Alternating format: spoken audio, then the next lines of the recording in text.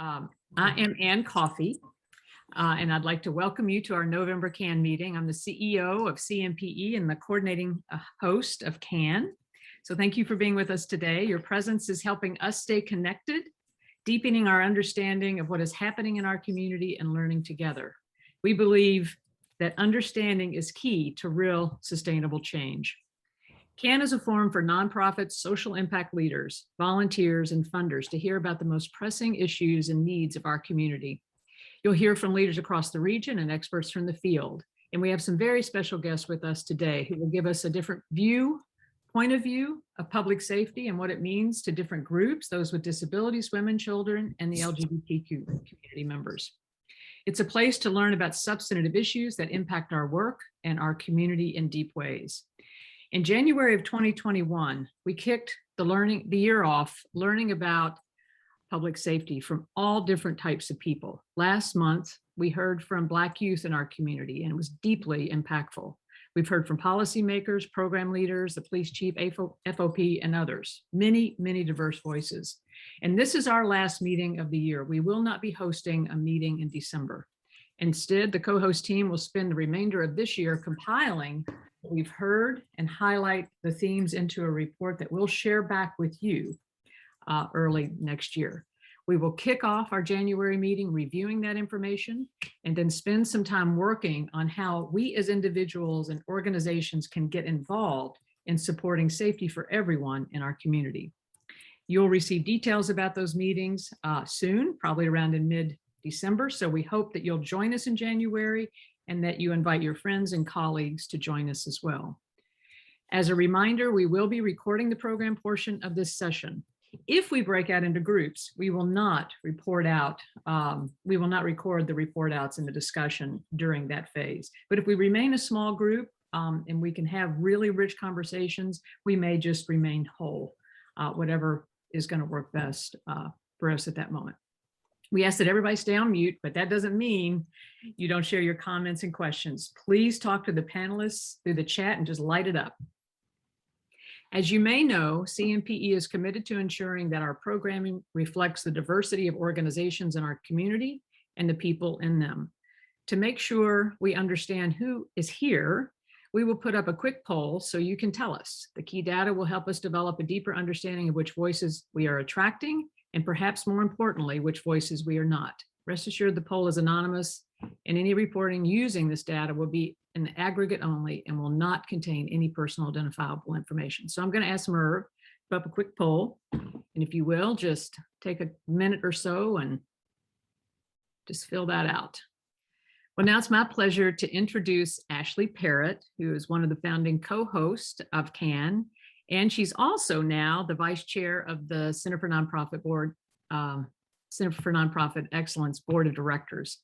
She's a program officer for the James Graham Brown Foundation, and she's a really strong and important leader in our community. So I'm delighted she's part of this. So I'm going to turn it over to Ashley. She's going to facilitate this conversation and introduce our guest. Ashley. Yeah, thank you for that introduction. We have a really strong panel joining us today to talk about public safety from their vantage point. And as a part of this work, a part of the CAN work, we heard from members saying that there are so many voices out there that need to be lifted up and shared in the space. And I think our panelists will give us some of that broader perspective today that I think is critical to the discussion. So I'll introduce our panelists, and I'd like to have each panelist give a little bit of background on themselves and what brought them to the organizations that they're working with. And then we'll talk more specifically about public safety or lack thereof and how it's impacted them in their work today. I will say that I'm going to just briefly introduce the panelists, but the bios of each panelist will be included in the chat, so you can look at that as we go along. So Mike Slighton is joining us, and he is the executive director of the Louisville Pride Foundation. Thank you for joining us, Mike. Ty Tomasi, Director of Accessibility, Diversity, and Inclusion, is joining us from the American Printing House for the Blind. Thank you for joining us. And Elizabeth Wessels Martin, CEO of the Center for Women and Families, is also joining us here today. So to get us started, I would love for each panelist just to share a little bit more about themselves. And I'm really interested in what brought you to the organizations that you're working with. and then also share a little bit about the organizations that you work with and what their primary focus is, and then we'll get into more discussion about public safety from there. Ty, I'm going to have you kick us off. Sure. My name is Ty Tomasi. My pronouns are she, her, hers. I've been involved in the disability community. I am a multiracial, white presenting blind woman. So I've been blind all my life, and I've been involved in the disability community throughout my entire career. I worked as an attorney representing people with disabilities in housing, education, employment, all different areas of life, in areas where they needed assistance in healthcare. I've also run programs for blind youth and blind adults. And after running some of those programs, I came to APH. APH has been a huge part of my own life. The American Printing House for the Blind is the largest manufacturer of products for children and blind adults in the world. And we do all kinds of programs and services and products for primarily for kindergarten through 12th grade students, but now we're expanding a lot into the adult population and providing a lot of products and services and a lot of new outreach, especially since the start of COVID-19. We're expanding our outreach a lot. And my position at APH is new. So I'm working on issues related to accessibility, belonging, inclusion, diversity, and equity inside the organization. And then also as a resource for all of the blind and visually impaired field and all services for the blind and visually impaired. So any of those agencies can contact us and work with us as well. In addition to that background, I'm also an adoptee, and I'm one of 27 adopted children from all around the world. Very good. Thank you for sharing that about your background and about the organization. It's very helpful. All right, I'm going to kick it over to you, Mike, and then Elizabeth, I'll have you go right after. Good morning, everybody. I apologize in advance. I've got seasonal allergies like everybody around here, so I'm got a cough drop in, which hopefully won't slur my speech too much. My name is Mike Slighton. I'm the executive director of the Louisville Pride Foundation. I use any pronouns. I'm a non-binary gay man. And I've been at the Louisville Pride Foundation for about 3 years. And before that, I was at the city for about 10 years in a variety of roles, including the budget office and the parks department. And then before that, a lifetime ago, I was at the Fairness Campaign. Thinking about my work, it's been, I've always been interested in public service and community service. And so I've sort of found myself surprisingly moving from one job to another. I didn't necessarily have any interest in returning to the nonprofit sector when the position at Louisville Pride came open. But when it did and it was offered to me, it was like, oh yeah, that's exactly what I want to do. I'm not an expert on public safety by any means, but as an LGBTQ person, I am familiar with the issue because it's part of all of our lives.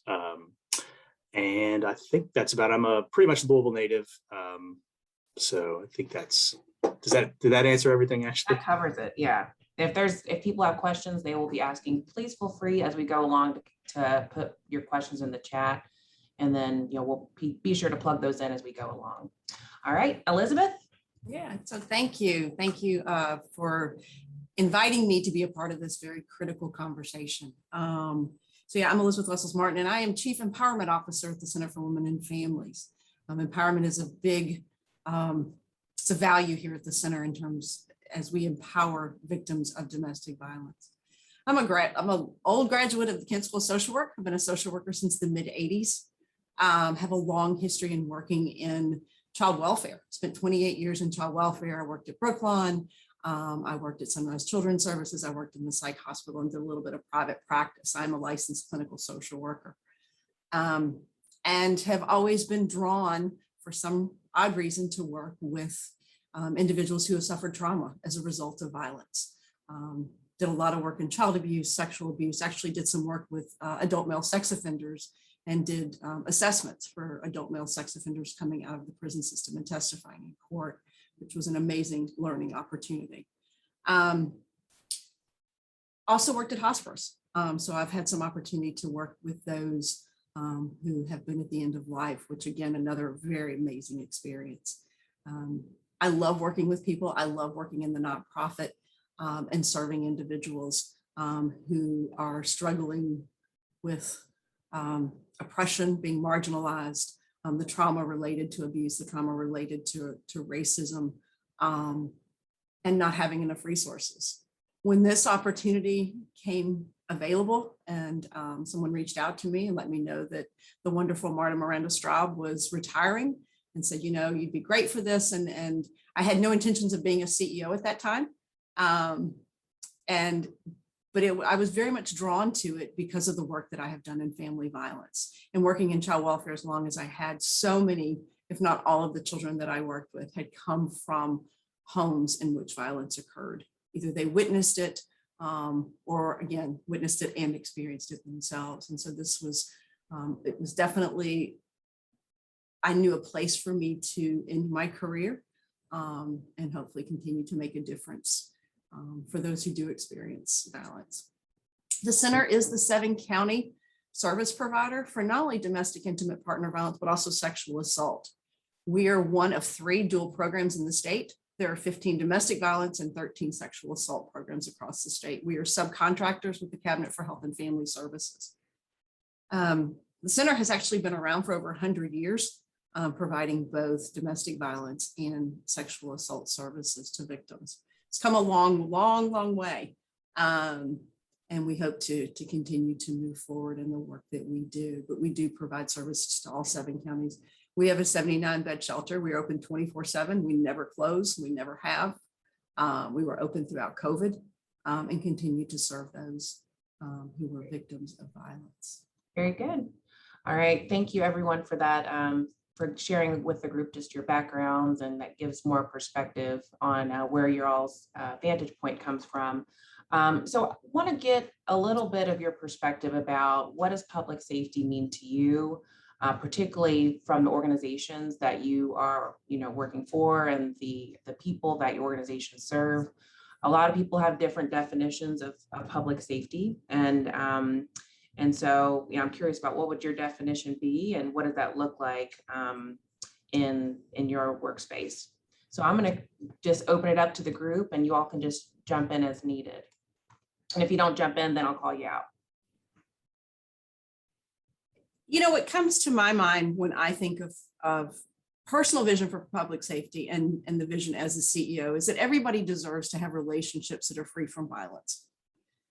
And whatever that relationship looks like, but they deserve to have a relationship that does not include violence in it. And domestic violence, intimate partner violence is a public health issue, and we need to see it that way. And we need to create a community in which neighborhoods and systems are committed to support and promote equality, dignity, and respect so that individuals can feel safer in their intimate and family relationships. We often look at family violence. We often looked at domestic intimate partner violence as a personal problem. That's somebody else's problem, and it's not. And my vision is to be able to see the community see this as a public health issue. Mm-hmm. Very good. Thank you. Ty, I want to hear your perspective on this. So I think public safety, to me, is a world in which people with disabilities don't experience kind of a power dynamic where many who are able-bodied kind of assume that they have more knowledge or that they have superiority. So what often happens in the community is an able-bodied person will approach a person with a disability, assuming they know exactly what that person needs. And that is a huge public safety issue because people often come up to me and grab me and they think they know what I'm needing. And that is a fearful place to be where I'm going to fight back. So I think public safety really encompasses getting rid of that idea of, of knowing people feeling like they know what people with disabilities need. And it kind of touches on biases that we have. All people have implicit biases. And so we need to help get rid of those biases and that sense of othering. For example, if I'm getting ready to cross a street, I have to have the autonomy to do that without the power dynamic coming in of someone for me as a person with a disability. And that's true of the entire disability community. So working with authorities and everyone to understand people with disabilities have autonomy. We generally know what we're doing, and what we need is for someone to ask whether we need help and what that help looks like. So basically getting rid of that bias, that othering, and that sense of there's a power dynamic at work there. So what about, I'm going to keep it here. I just want to add a follow-up question on that, and then I'll kick it over to you, Mike. For, as you said, able-bodied individuals who feel like they have some type of knowledge of how to help, and so they jump in and do what they think they're doing to be helpful, but it's actually hurtful. So what kind of message would you give to somebody that just really feels like they're trying to help, but they're doing the complete opposite? Right. So we definitely appreciate that help, but it comes at a cost, because when someone runs up to you and yells, I'll give you an example. When someone's using the cane is intended to hit the object that's coming up in front of you. That's what the purpose of the cane is. But sometimes people see that and they're afraid, and they come running up to you and say, hey, watch out for that thing up there, or, whatever it might be. And that's really distracting. And that often sometimes happens when you're crossing a street, or people will honk when you're crossing a street. And those are all things that people are trying to do to be helpful, but they're all things that cause more danger and more fear. So what I would recommend is just for people to ask, do you need help? That's the first thing. Don't assume that a person with a disability needs help. Second thing is, how can I help you? What is the thing that can be helpful? And certainly if we're in an emergency situation and someone's heading for a really dangerous situation, that's maybe a different matter. And we need to be able to kind of parse that out. But usually it's something pretty minor, and it's not an emergent situation. So just maybe taking the time to ask those questions, kind of getting over that bias that we have that says, that we see in the media, that people with disabilities need our help always. Right. No, that's great. Okay. Thank you for that. And Mike, from your perspective, what does public safety look like from the organization that you're representing? And where do you feel like there's opportunities for improvement? Yeah, for me, my personal sort of mission statement or belief is that everybody should be able to live their life with dignity. And I think that encompasses so much of what we talk about. If you're struggling to get enough food on the table, or you're struggling to find, to stay in your home, it's impossible or very, very challenging to live a life with dignity. And so public safety is part of that, protecting people from violence and letting people be safe when they're seeking help.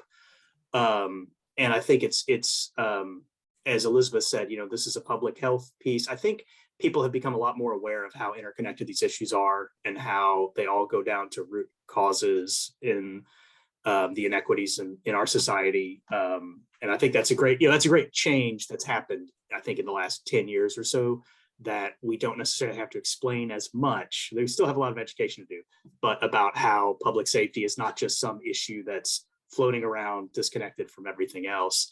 I wanted to kind of chime in on something, and I think it kind of speaks to what Ty was saying, that I know for LGBTQ people with disabilities, that's a particularly invisible group, because there is that tendency to infantilize people with disabilities and assume that they don't have agency and they're not adults, and as part of that, to assume that they're not people who would have any romantic or sexual attraction or any sort of gender identity. So for people who are LGBTQ and have a disability, they're at that a greater impact, and very invisible in terms of people assume that they don't exist. And so, and of course, obviously that sort of intersectionality impacts all these discussions about public safety, whereas we talk about one group, it's always overlapping another. And when you're in multiple marginalized identities, you have a different experience. To speak to kind of what we need to do better, I'm sure we'll get into that some more. And a lot of that, I think opinions of how that will work have changed over the last year or so about how people will interact with law enforcement agencies. But for LGBTQ people, there's kind of two sides of the coin that really impact this. One is that people are, well, maybe three things, but LGBT people are more likely than their peers to end up in the system in some way. they face rejection at home or bullying at school. And so that can lead to system involvement in some way or another. They're less likely to want to report because they don't know how they'll be perceived, and this is something, if you're an LGBT person, if you're a gay man, you've been the victim of sexual assault, think of all the stigma around reporting that, and whether that's going to be taken seriously by the police, or whether you're going to be, victimized and harassed while you're trying to make a report. And then there's an assumption of criminality for a lot, and especially around transgender people. And I think this is something that people are becoming, the awareness around this is growing, but, going back, there's an assumption that a trans woman is a sex worker. That's a very harmful stereotype that, you'll find in a lot of people and a lot of law enforcement. I'm not trying to say everybody, but, that's something that can put people at great risk, particularly then if you're a trans woman who's trying to report being harassed and you've got this stereotype in the person you're reporting it to, that's a really strong barrier against reporting something. And then for transgender people, again, there's kind of some issues that make things complicated, like their name that they go by may not match their driver's license. They may have needles in their purse or in their possession because they're taking hormone therapy. Both of those things are suspicious on their own. So if you have a police force or public safety agency that's not aware of those things, that can be, probable cause to search the person or something, when in fact is a very reasonable explanation. If I can touch on that a little bit, I think it's really important to educate law enforcement about people with disabilities. There are similar issues of assumption of criminality when someone doesn't react in a way that a law enforcement officer might expect. And that's particularly true of people who are autistic and people with intellectual disabilities. They just may not react the same way. They may react out of fear. They don't know how to react or how to respond. And so there is a lot of education needed with law enforcement on those issues and to kind of combat some of those assumptions and biases again. That's an excellent point. So I feel like Mike and Ty, you both got into our next question is, what are some of the challenges that the people that you serve face that is different from the overall community? Elizabeth, I'd like you to speak to that from your perspective. How does the population you serve experience, access to public safety differently than the rest of the population? So yeah, absolutely. And sorry, I had to mute myself. There's blowing leaves outside my window. So, it's okay. When we look at the population that we serve, and we primarily, so we know based upon the data that many of those that we serve come from the zip codes of 40203, 02, 402, 10, 11, and 12. We also know based upon data that that's one of the highest crime rate areas. And we see that with the domestic intimate partner violence numbers. We also know that those are the zip codes that have some of the highest rates of poverty, lack of adequate resources, and homelessness in our city. So there's definitely the intersectionality between those two. We know that as Mike said, the lack of resources has a huge impact on people's ability to be safe, and be able to, if you're not safe, what resources do you have to get safe? If you're homeless, and we know that in the homeless population, the number one reason that women are homeless is domestic violence. We also know that in the homeless population, there is a large amount of sexual assault. One of my biggest concerns that I have about the homeless camp that's going to be set up, who's going to protect the women? Because we see that a lot. There's a lot of sex trafficking that goes on amongst the homelessness. So again, if you don't have resources, your ability to be safe is significantly less than those who do. So when we look at the zip codes, when we look at Louisville, we know that we see very little people from some of the wealthiest zip codes in our city, 40059, 40207, those zip codes. Now, it's not to say that issues of violence aren't occurring at those, but they have resources. They have wealth. They have the ability to go to a hotel. They have the ability to go to a friend, to relocate, to travel down to another city. They have those. Whereas people who don't have adequate resources, especially a home, puts them at a higher rate of being a victim. One of my big concerns that I have is the homelessness population as it continues to grow, because we know that victims oftentimes, especially if there's children involved, women will tolerate abuse for the sake of keeping their children under one roof. Women who are homeless and have children are likely to lose custody of their children to the state. And so there's all of these intersecting factors that play, but they all come back to adequate resources. And so that's one of the big issues that we look at when we serve individuals, is how can we get more resources into those areas so that they can make decisions to help move them to self-sufficiency. Okay. Well, and also speaking of the resources, I thought I saw somebody raise their hand. So resources and initiatives. So a lot of the folks on this call that include nonprofits and some foundation reps are looking for ways that they can directly plug in and support, and whether that's through, looking at, resource needs, or what are the initiatives that are working well that need a little bit more capacity building support.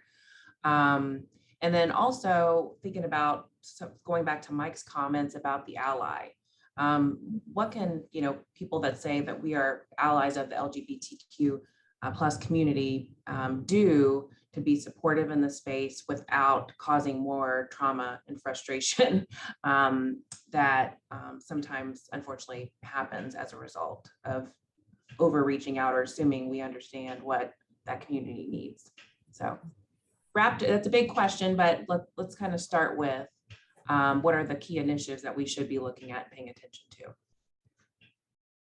So, Elizabeth, you want to get started? Yeah. Yeah. So for our population, a couple of the key initiatives are around second chance employers. A lot of individuals who have suffered violence may have had to do sex work in order to put food on a table. And so maybe they got caught up in the system, and so they've got a record of some sort. But again, second chance employers are a huge factor. Providing opportunities within those employers of education. Again, education we know is the #1 way out of poverty. Providing affordable housing. The city, as we all know, because we've heard, has just incredibly low rates of affordable housing. And the affordable housing that is in this city still has lead in it. So we have housing complexes, government housing in the Parkland area that still has lead. What are we going to do to clean up the environments that people can't afford?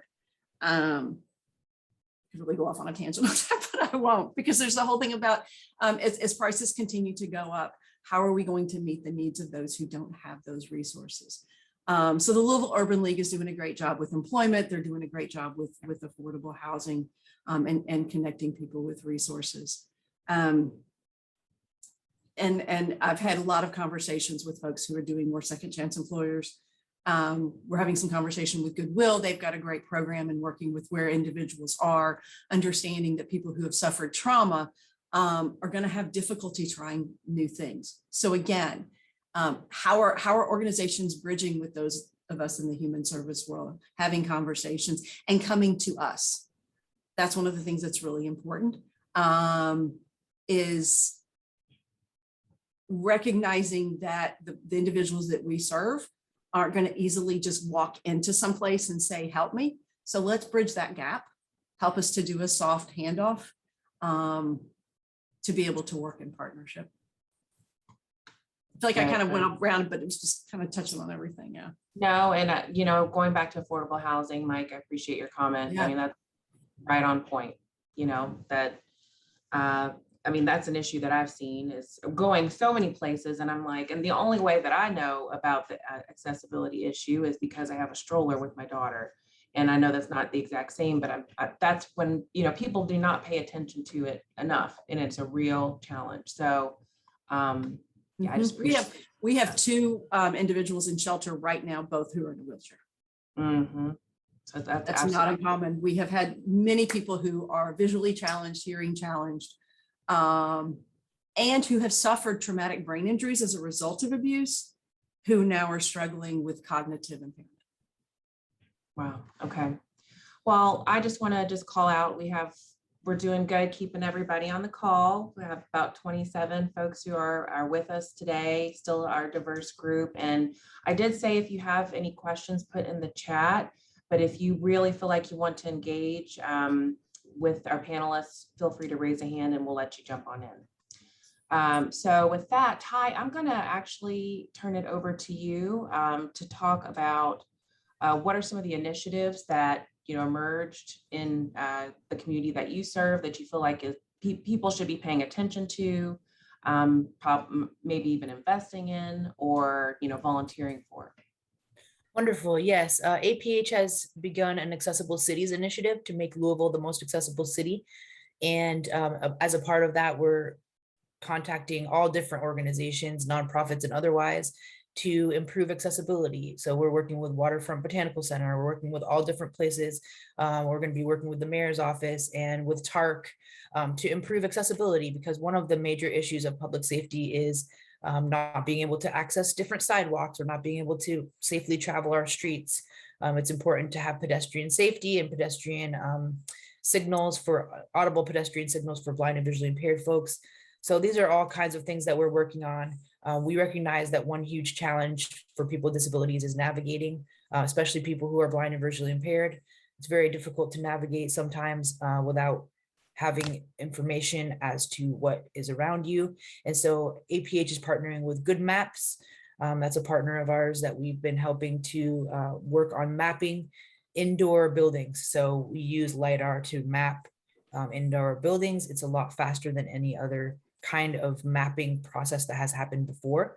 So we would love to partner with places to be able to map those so that blind and visually impaired people can come into those buildings with a smartphone and be able to hear about all the things that are around them, how to navigate to different places in the building. It's a huge game changer to be able to do that, to be able to find where the elevator is or where the bathroom is, or where you can find help in this building. So those are just a few of the things that we're doing, but we would love to have partnerships on Good Maps and also on just making our city more accessible. And that includes public transit and also paratransit. I know that in the media lately, we've been hearing about paratransit and people being stranded, not having rides and being stuck outside late at night because TARC doesn't show up for them. And so that's a huge issue that the community is dealing with. I would love to see a community partnership wherein we can wherein TARC might contract with, say, Uber or Lyft, when they don't have the availability to get people, making sure that they have someone else who can do that. So those are just a few of the ideas and initiatives that we're working on. No, that's great. I'm really excited that you mentioned Good Maps too, because I did some reading about it. It sounds like it's gotten a lot of attention nationally, and maybe there was an international attention to it. So Yeah, there is. Yeah. Yeah. I don't know if there's a link to it where people can learn more, but we can maybe send that out. Yeah, I'll find something. I'll try to put it in the chat. And yeah, that would be great for larger spaces too, especially like convention centers, airports. Those places are a little hard to navigate, and even just open spaces. Any kinds of open spaces are difficult to navigate sometimes. So good. All right, thank you. And then Mike, what initiative should we be paying attention to, and where are opportunities to plug in? Yeah, I think, and I just want to say, Ty, that's really exciting to hear about the Accessible Cities initiative. And as we get our LGBTQ community center open, I'm going to reach out to you to make sure we get that mapped appropriately. But in terms of initiatives, I think there's kind of three areas that these fall into. One of them, and it's kind of along the lines that Elizabeth was saying, is for second chance, but also sort of redirection. That for a lot of, especially LGBT youth, they get system involved for one reason or another. And so, if we can get them to resources and help, then instead of sending them to prison and, all of the lifelong consequences of that, that can help everybody. And of course, it's a much cheaper way to deal with problems. As I always like to point out that, incarcerating people is generally going to be your most expensive option. So we're really if we're serious about saving government money, we should be, looking at these interventions. Locally, and Glenn Martin is on the call. He's the executive director for Sweet Evening Breeze, which is opening a resource center for homeless LGBTQ youth.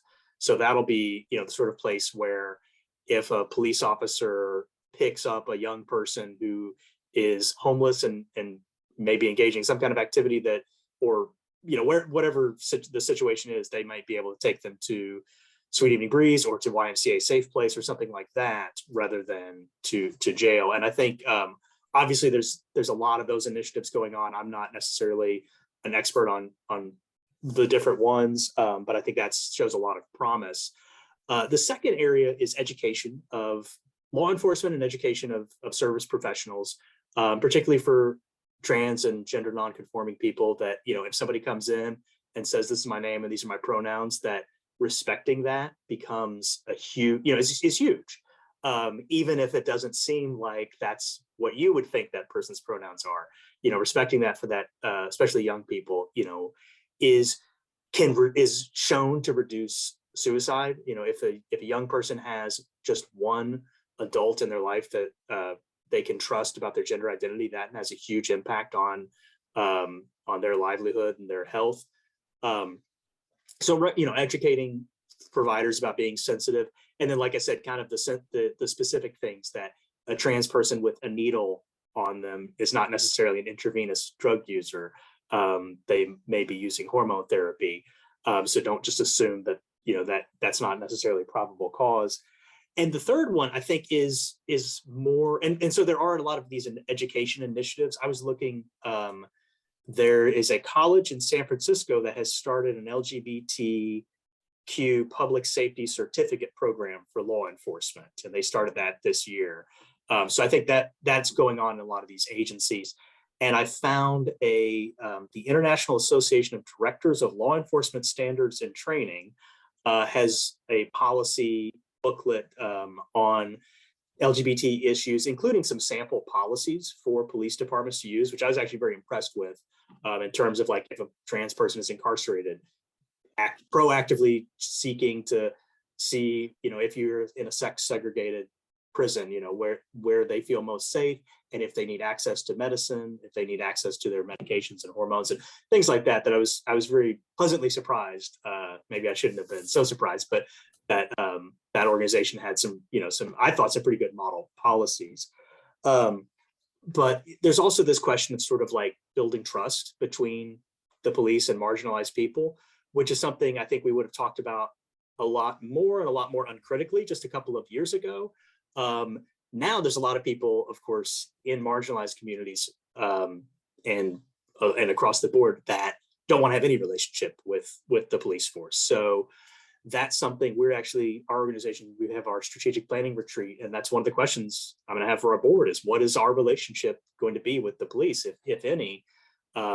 There's obviously a lot of reasons to not have that relationship, but there's a lot, that can hurt people who then become involved in the system if there's not any line of communication between law enforcement and organizations that can help them know the right thing to do. So how we, like the the police department used to have an LGBTQ community advisory council. I don't know if that has survived the transition of the chiefs or not. And I don't know how many LGBT groups and people would be interested in being on that now.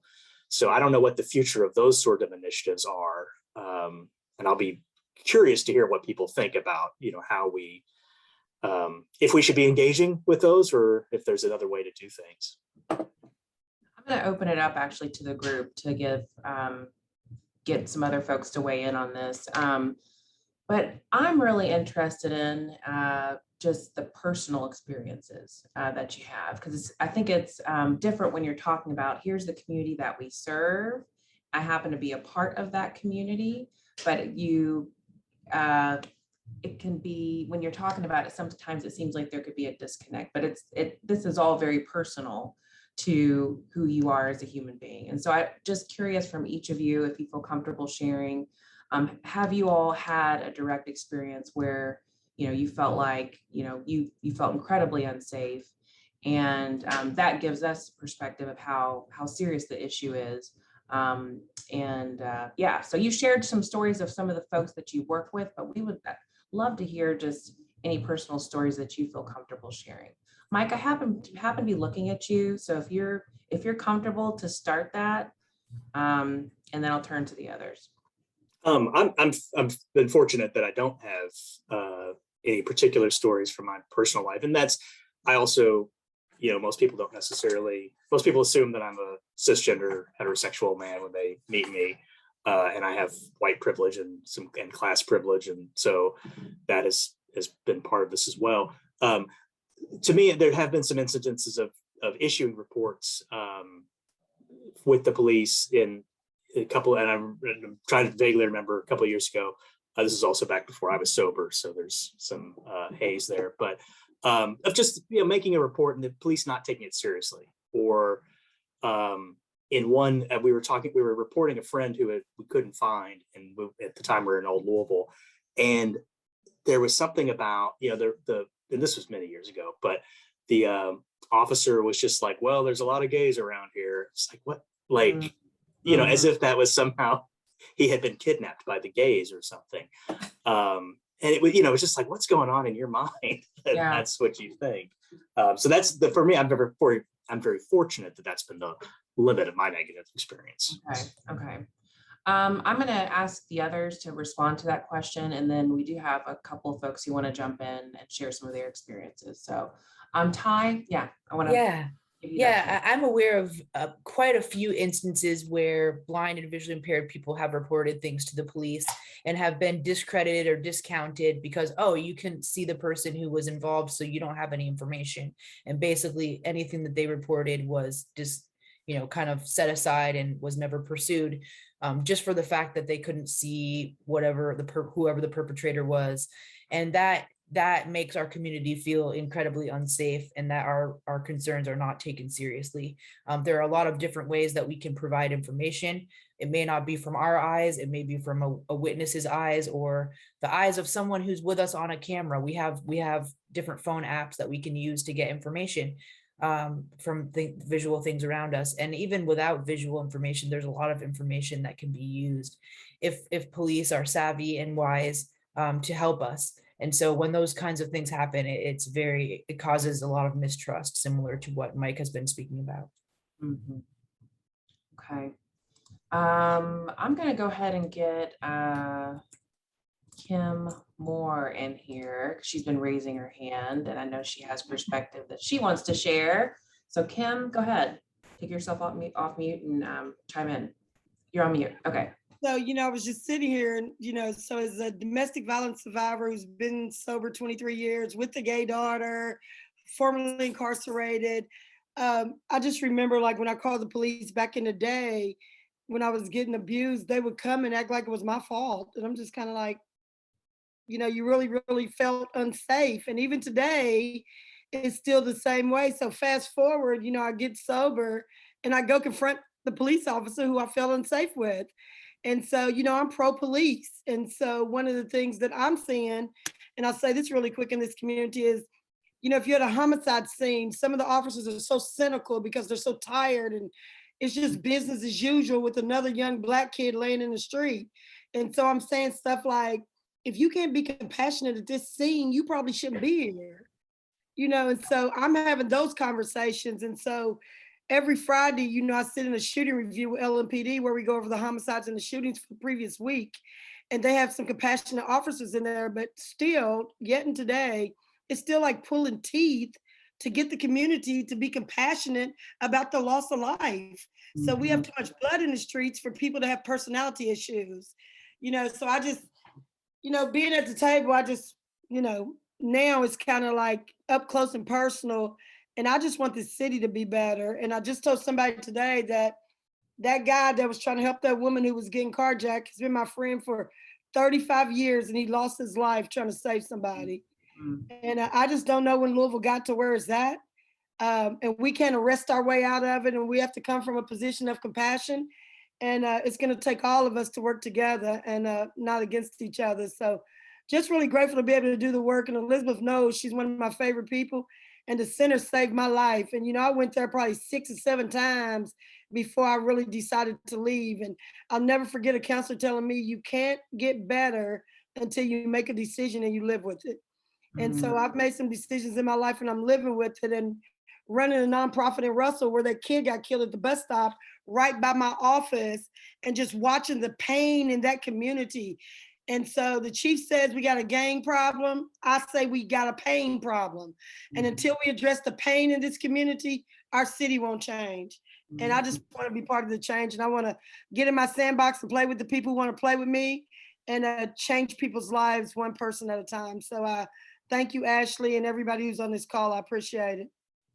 Kim, thank you so much for sharing those words. I don't know, it's just,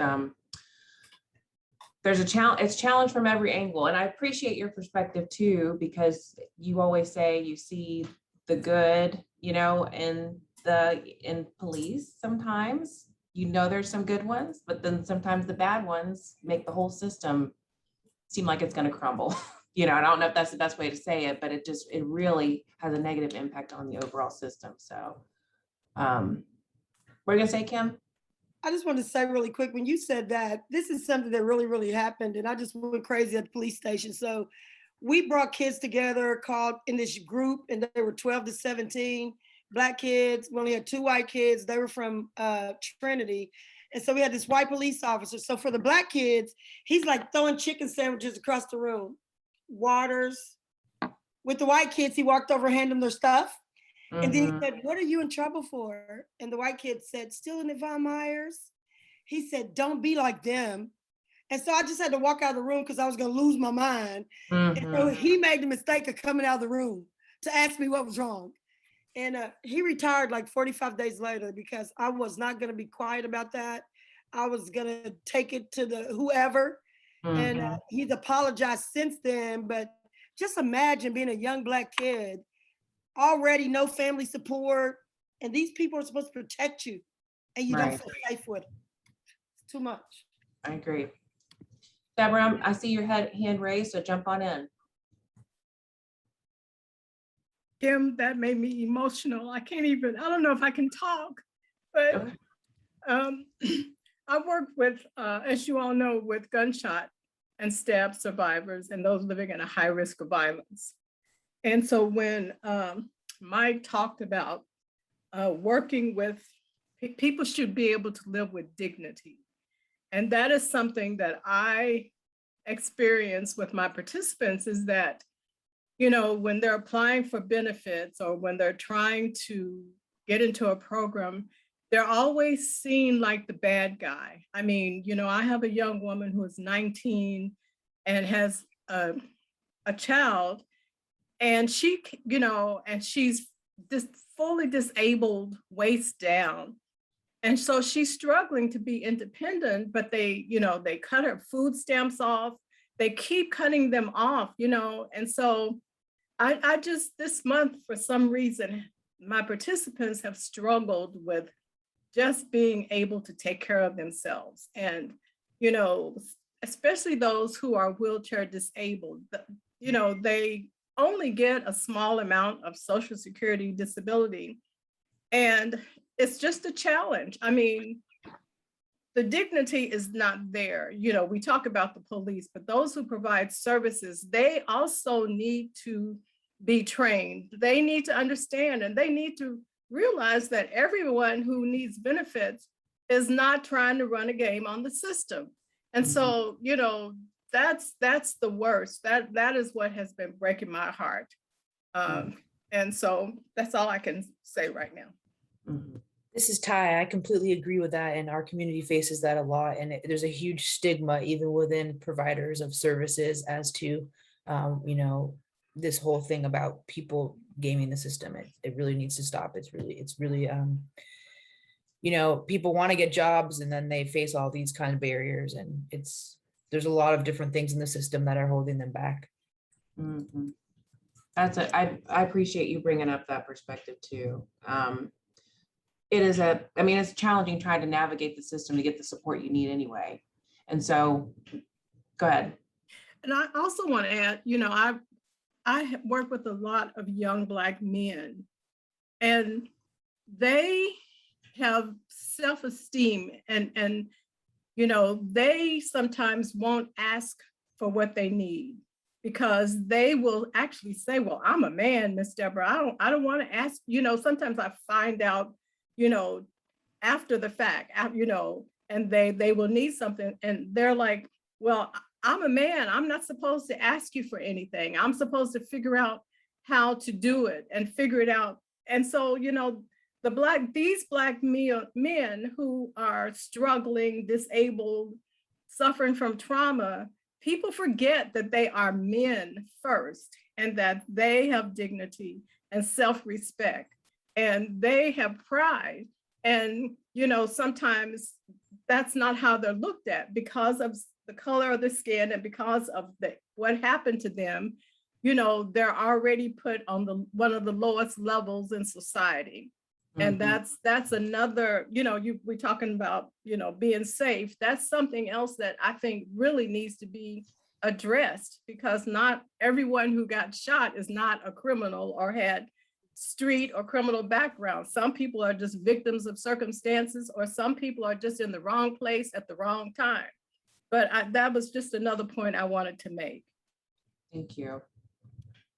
Anybody else? We have a couple more minutes before we turn into the breakouts. I see Anthony Smith's hand raised. I don't know if he's going to also pivot us to the breakouts as well, but Anthony, go for it. No, I'm not, Ashley. Appreciate that. I just want to thank Ty, Mike, and Elizabeth for this thoughtful conversation. And the themes that have been coming up similarly throughout the whole, it's like, a lot of us just don't feel safe in this community, right? And I think we need to have this conversation and really allow folks to really talk about what it is. And it's the same issues across populations, or however you want to break it, demographics, or whatever the word we want to use.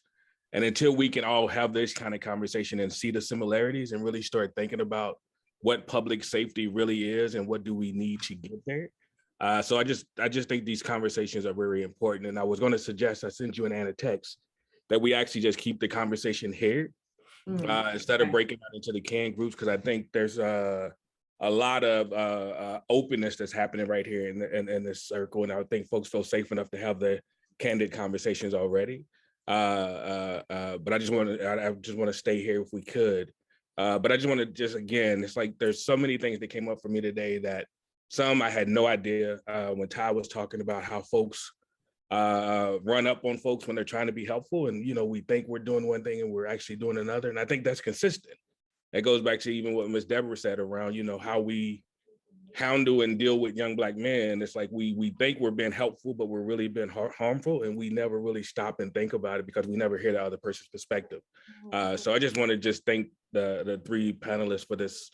Some eye-opening conversation for me today. And even when I think about public safety as I do my work, what's the intersections of that, and how do I advocate for all when we start talking about public safety, right? So when we start talking to the mayor and the council members around how they allocate dollars around public safety, there's a bigger conversation we need to be having.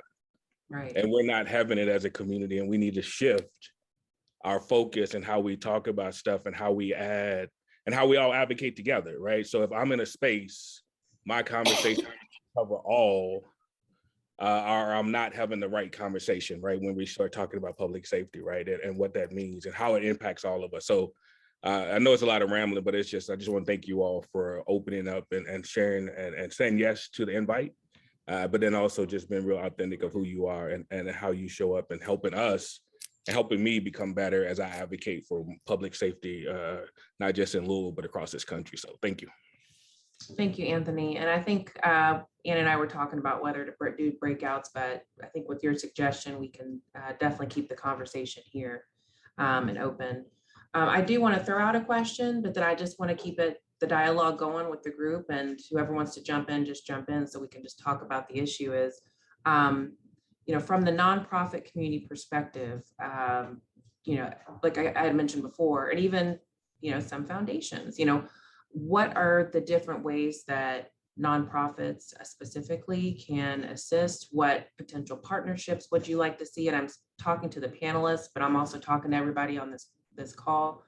And then if there's advocacy needed, what does that look like? Because as Anthony said, there's there's a lot of advocacy work going on around this space. But the question is, for me, is it as inclusive as it needs to be? And it sounds like not. So we can talk about that. So I'm throwing that big question out to the panelists first, and then I'd like to open it to the group to just jump in and keep the convo going. So this is Ty. I would love to see, I'm new to Louisville, so this may exist already, but I haven't seen it yet. And I would love to see an inclusive coalition of nonprofits advocating for a lot of the things we're saying here, because at the base of everything, at its foundation, it's about honoring dignity and honoring the intersectional populations that we're all working with. And that's a lot of that focus hasn't been in different places that I've been. So I'm hoping that we can have something like that where we advocate for public safety. The centers. I'm sorry, Anne, do you know if we have a space like that? Not that I'm aware of. I think, are you asking me or are you asking Ann? Anne. No, I'm asking Anne. I mean, I think there are groups. I mean, you know, I think there are youth, there's this youth focus where people are coming together and working together in that space. I think it feels like it's like that, but not one inclusive piece. And I was just right. That's when I'm looking down, I'm like, envisioning. I'm capturing all these thoughts and thinking about this intersectionality and how do we do that? Because that's one of the big questions in this space and for the Center for Nonprofit Excellence in terms of how we serve this sector and why we've been talking about public safety for a year now almost, because you can't provide services, you can't retain talent, you can't do the things we need to do if people aren't safe. I think it was Kenneth, I'm sorry, I can't remember Kenneth's last name, who was with us last month, a young Black man who works for Cities United, who talked about he didn't feel safe enough to go to work, be at work, walk in his neighborhood, go to the grocery. I mean, it's just mind blowing to me. So I do think this is a critical issue. And I think the question is, how do we organize ourselves around that? And we're going to talk more about that in January when we come back and say, this is what we've heard. How do we think about this? But the thing that strikes me is what Kimberly said, Kimberly Moore, and even Ty mentioned this othering and belonging piece of work. If the answer truly is compassion, and I would say love, caring for one another, seeing each other as human beings, is that the space we need to be in? I'm not saying walk away from policy. I'm not saying walk away from advocacy, but I'm saying, how do we really change the culture of this community and stop pointing fingers at one another and somehow bridge this othering gap that is just getting wider and wider and wider.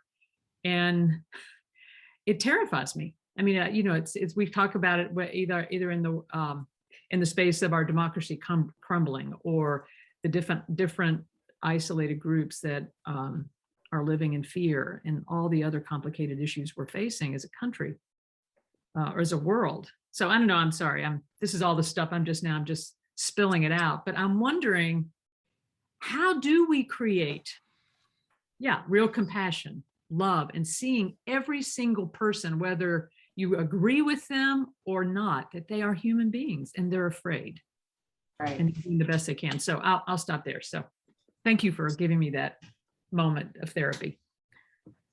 Really a question. That was great. I found myself getting emotional as you're talking in, because one of the things, and listening to Deborah talk, one of the things that the center, when we have the money someday, we want to rebrand, because one of the things a lot of people don't realize is how many men we serve. We almost always have 2, 3, 4 men, and they're men of color who live in our shelter.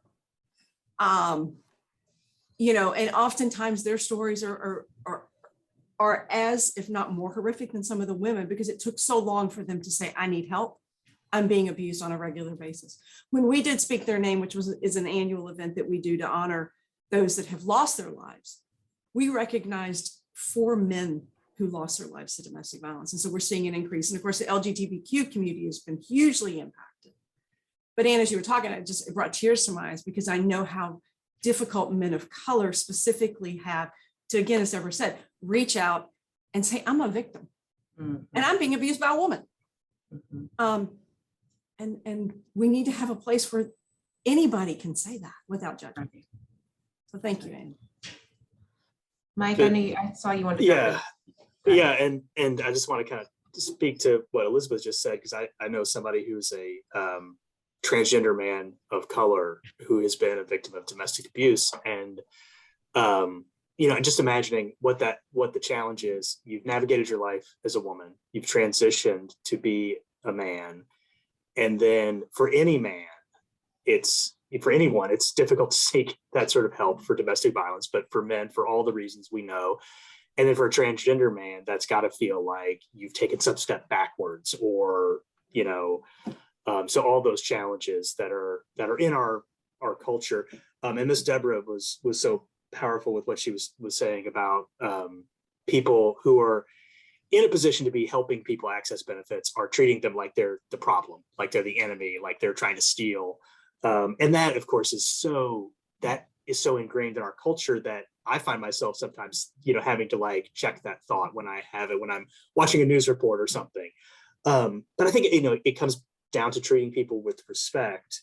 But we, as providers in the nonprofit or the public sector, we're not putting our money where our mouth is, or we're budgeting where our priorities are. And so I saw the other day that social workers were protesting in Frankfurt. Yeah. And, my parents are social workers, and I have very very good feelings. I've also been a foster parent, and I've dealt with some atrocious social workers. So I have some complex feelings, like I bet a lot of people on this call have. But if you're that underpaid, if you're making, $30,000 a year and dealing with 100 cases when you should be dealing with 15, how can you possibly see those people as humans and treat them with dignity and respect? And this work can be so emotionally challenging. You can't process, it's difficult to think of every family you're dealing with as a real family of real people when you're seeing these horrible outcomes or challenges. And so if you're dealing with that sort of work, day in and day out, you almost have to be desensitized to it, particularly if you're not necessarily living in the same lived experience as people. So you get to go home and not deal with it. So I think we need to put a lot more money, way more money into services, but also know that like the systems need to be fixed, so just pouring more money into the existing system doesn't necessarily save it. But it's like helping somebody with benefits. Like, okay, money doesn't solve everything, but like there's a certain amount of money you need. And if you can't fix anything if you're still struggling to eat and pay the bills and stay in your home. So we have to get things to that level where, our social workers have a caseload that's manageable. Then we can figure out how to improve that system, and then we can continue to build. But I think that comes down to how the government spends its money at every level, and everything we do around that is important, but it can only do so much. I think we also need to do more policy, and of course we're all overstretched and in our roles. So thinking about what does a social service system look like that is centered around humans and upholding dignity, that's not something we're going to just stumble into. We need think tanks, I think, that are figuring out what that looks like, and that are driving that work, talking to the people doing the work, but the people who are impacted, really kind of coming up with realistic solutions. And that's going to take money too.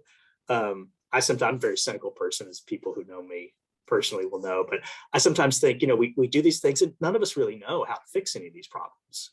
We can talk about the problems, we can admire the problems a lot, and we can look at the data, over and over about the problems, but like, we don't necessarily know how to fix these problems. But I think we have to get to that bare minimum before we can really address it. And I'll get off my soapbox now. Oh, that was, now I appreciate you sharing your thoughts. One thing that, Kenya, I'm going to turn it over to you in a second. One thing that resonated with me was just the conversation about compassion, but really love. And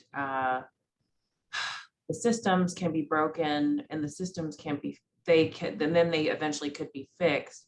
But if the people that are working within the systems don't give a shit, sorry, I'm just gonna be honest. So it's like, how do you change that? So it's like the cultural norms or people, who are working in those spaces. I feel like that's the problem. Yeah. And so I do agree that a lot in the social service space, there's a lot of people who are burnout, overworked because of, not enough capacity, to breathe and, to help people take the time that they need to take care of themselves and do their jobs. So that is a real issue, the resourcing part. But then once you're fully resourced, you may still have people in there who don't care about the other. So how do you change that part of it? So I just want people to think about that.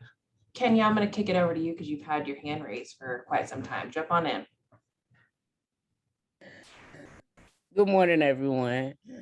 So much I want to say, and there's so much to say, because what I have heard everyone saying, just to speak to something Ashley just said as far as her choice words, self-care. Self-care. And Mike stole some of my thunder, because as a professional social worker, and I apologize, I have a terrible allergy code this morning. But Mike has stole some of my thunder by being a professional social worker. I'm just going around, like I said, of everything that I've heard this morning, because the National Association of Social Workers are at Frankfurt right now, advocating for social workers. And I am a professional social worker, because we're underpaid. And it's not just the United States, but particularly Louisville, Kentucky as a whole, specifically after the Breonna Taylors and the George Floyds, are really understanding the significance and the importance of social workers and what we do and the work that needs to be done. Nonetheless, the system is working just the way it has been designed to. We have systemic and institutional issues, period. And it goes on going down to what Ms. Deborah spoke about, what I heard Ty say as far as especially receiving benefits, because DCBS, all their whole facility, not only are they understaffed, but they're underpaid. And that's exactly what they went to, what they're advocating for themselves right now for in Frankfurt because of this. Now, unfortunately, we do have to teach people love. A lot of people didn't have the upbringing that some of us had. And it goes back to LMPD and how they need to retrain their staff, because, and it's not just data shown here, but all across the US, it's still systemic. It's working how it's supposed to be working. They don't want to invest in the funding to retrain their staff, period. It has to be done. They don't know how to approach situations with people with mental health issues, yet alone, and it's heartbreaking to hear in 2021 that if you call law enforcement, that when they approach you, that they actually have a bias towards the LGBTQ community in 2021. Because every one of us on this panel has a family member of the LGBTQ community. How can you not have respect for a person? Or, I mean, I'm just, I don't even know the words. It's so many words that I could use right now that you don't have compassion. Are you judging? I think that is funny, and unfortunately, I do have I don't want to say I agree, because I disagree, because I really do agree with what Kim said, but the things I've been seeing on TV with these officers, they are exhausted. They are just as mentally exhausted as we are here talking about it today. And I actually have to have a compassion for them and keep them in prayers, because they are on the scenes wrapping these young kids up. And, whether whatever it is that they're facing, we don't know. It's so many variables that these youth are faced with right now, and challenges and difficulties that they have to overcome, that it is sad. But going back again, I'm just speaking on everything that I've heard this morning. Going back to DCBS with any type of benefits because they have gotten things wrong a lot. Simple mistakes, but going to policies and procedures. So again, the system is working the way it's supposed to. A lot of people fail to realize because they hadn't educated themselves, and that's what I have heard over and over again during this discussion, is education. And it's important to continue. Don't just stop. It's a life going thing. You can't just stop at one area, right? You owe it to yourself to stay on top of what's going on. And when Trump took over, he changed, a lot of things changed within the community. If you get incarcerated one time, just one time and released, your name goes through the system again, systemic, to where it disqualifies you for services such as Medicaid, such as SNAP benefits. You have to go through a whole loop of issues because they automatically kick you off once you've been incarcerated. And like I said, it don't even mean you was incarcerated for a week, a couple of days, just a couple of hours. It goes through a system. You get information in the mail where you've been kicked off, and you got to go through a whole different series fighting to get your benefits back. And unfortunately, if it's something to the criteria where it's not good enough, you lose your benefits. Period. They don't care about, sadly, again, goes back to compassion that we have to, well, I guess in the system, it is designed this way. And until we all start coming together and identifying and confronting these systemic issues, as Mike said, going back to policies, then it's going to continue to go on. No matter who was LGBT community, people with developmental intellectual disabilities, is going to continue to, it's the trickle down effect. The trickle down effect is going to keep, and it's just what it is. It's what we're faced right now. And it's sad. It's heartbreaking. But the main thing with LMPD, they have to learn to retrain their staff, because a lot of them, what we're with, it didn't get taught love. They don't know compassion. They don't know how to meet people where their needs are. And like I said, what I heard, that when you call them, I've never experienced that. I'm not of the LGBT community. I have family members, but it breaks my heart to hear that you would be judged on a phone call. You called them for help. Me personally, I'm taking badge numbers, because I'm reporting everything that any discrimination, if I'm calling you and I'm the victim and you not here to me and arrest me, no, I have a problem with that. I can't let that slide. I'm sorry. And that's all I have to say. Again, I'm just going back what I heard this morning. Mm-hmm. Thank you, Kenya, for sharing. There's been a couple things in the chat too about Balance Coalition addressing ACEs, adverse childhood experiences. Is that work still going on? If so, are there any updates there? I don't know, Mary Gwen, I haven't been as plugged in to Bounce, but if anybody from Elizabeth, I don't know if you have any information about that you can speak to. Bounce is still going on. It is. I'm just curious about what's the current state of things, and has the work? Sorry, I was trying to go ahead, Kim, and then I'll chime in. No, go ahead, Elizabeth. Go ahead. So yeah, I'm curious about what's the current state of things, and how has that work changed in the last couple of years with the pandemic and everything else going on? Yeah, I'm on Bounce, on the executive committee, and Bounce has done a lot of incredible work, primarily though with youth. That's been a lot of their focus is around the work that they have done with youth. I know they've done some at the college level, and they've done some with some businesses, but the bulk of the work has been around the youth. The one initiative that, and I talked to Rashad about this not too long ago. When Rashad was at the Office for Safe and Healthy Neighborhoods, he was there when the city received the SAMHSA grant to create a trauma resilient community. And the center is one of the backbone agencies. So we are doing a tremendous amount of work around that. We just went through a 3-day leadership.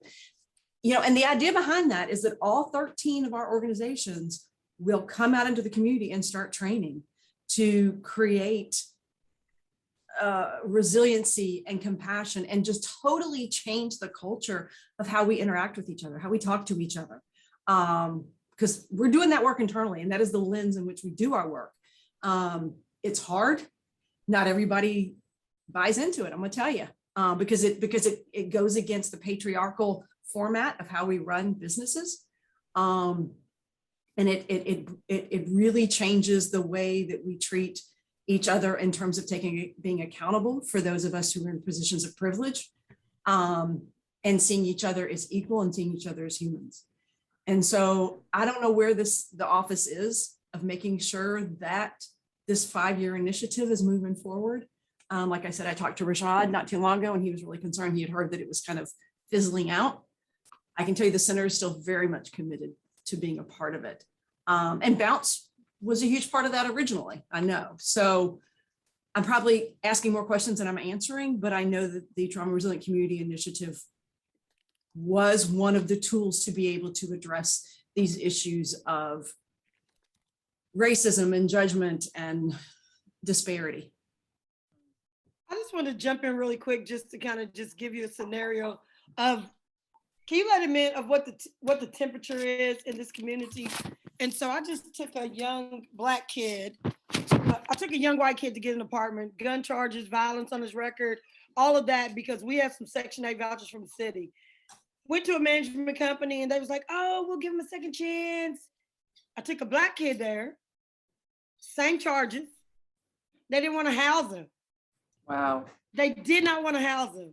And so you just think about that. White kids, about 140, looks like he should went to Trinity. Black kids, like 220, you know, but the less charges than a white kid, but they didn't want to work with him. And so one of the things I'm seeing in the West End is, God knows we have some well-intentioned white people. We do. I just need to say that. But when we're sitting in a meeting addressing issues with young black men and boys, sometimes for the white population, it needs to be a listening session, seriously.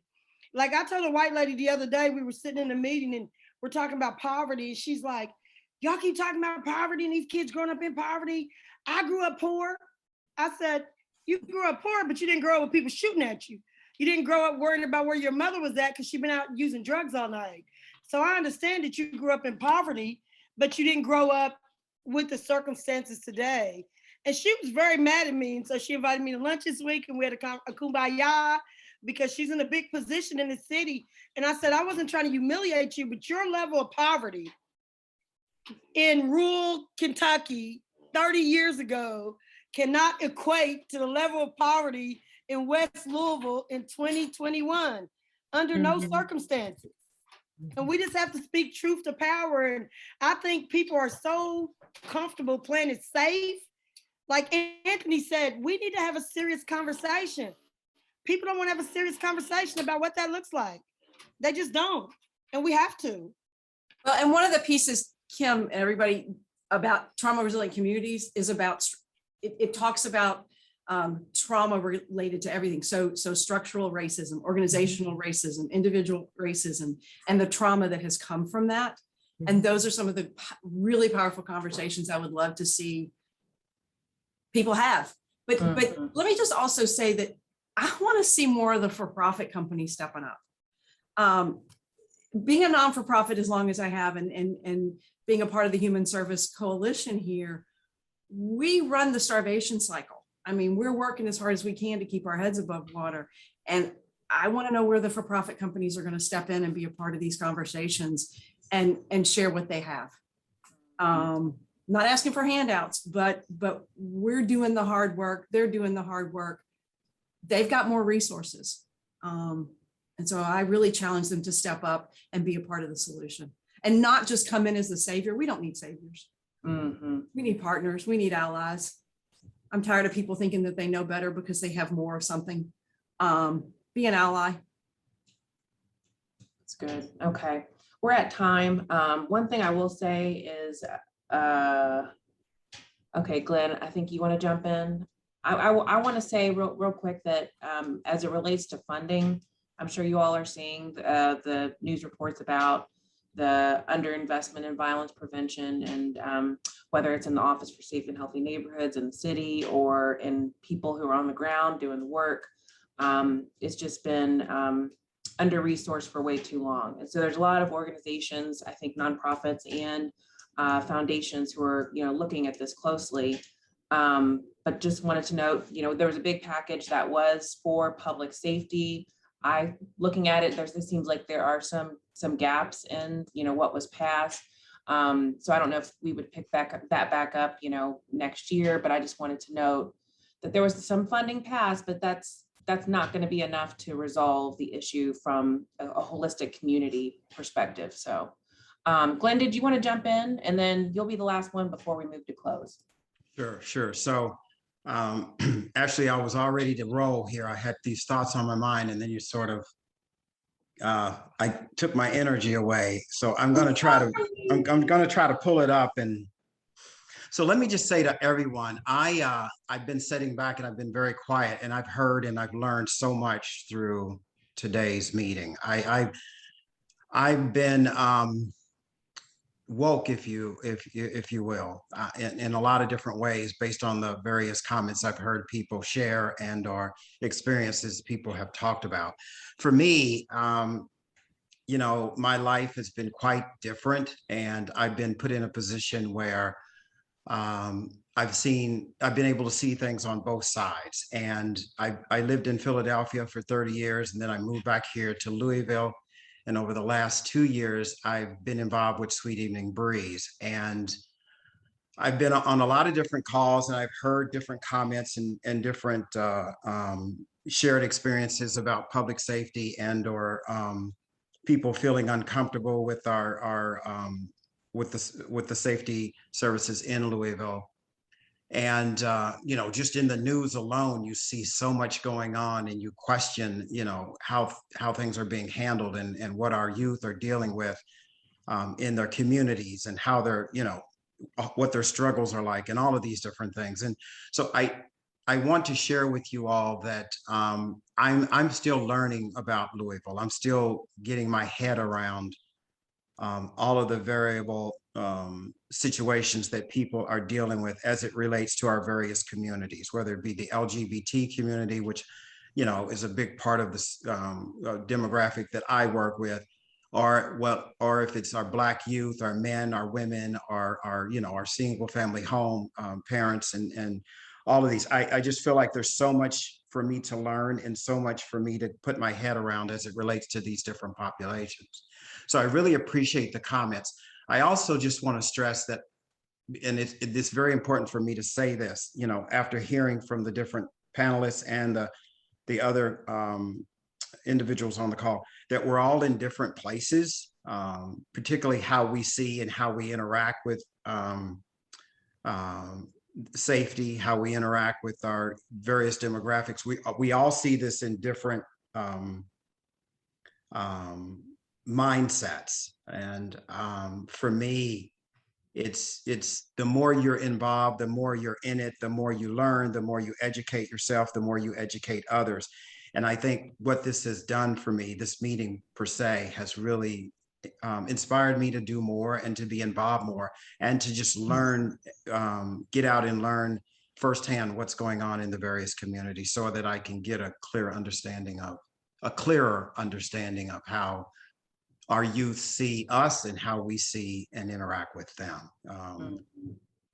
I just think it's so important for me to say that. The other thing I would just like to add, from a whole different perspective, when we talk about what are some of the things that we can do and how we can help the situation, I do think it's very important, and this is me once again being new in Louisville, that we create positions or put people in positions who look like the demographic we're serving, that all organizations should look like and represent the demographic they're serving, and not just at a frontline level, but at a senior level as well. I think the biggest problem is we try to put a lot of minorities and our individuals who look like the demographic in the front line, but in the senior level, it's typically an all white staff. And, and I think that's sometimes is where the messages get mixed and get crossed in the sense of who's really trying to help who here. And the other thing that I will mention, and this is related to shelters, and Sweet Evening Breeze will eventually become a shelter for our homeless youth living on the streets, exclusively the LGBTQ community, is that our frontline workers need to be trained to understand some of the issues that individuals are coming in with.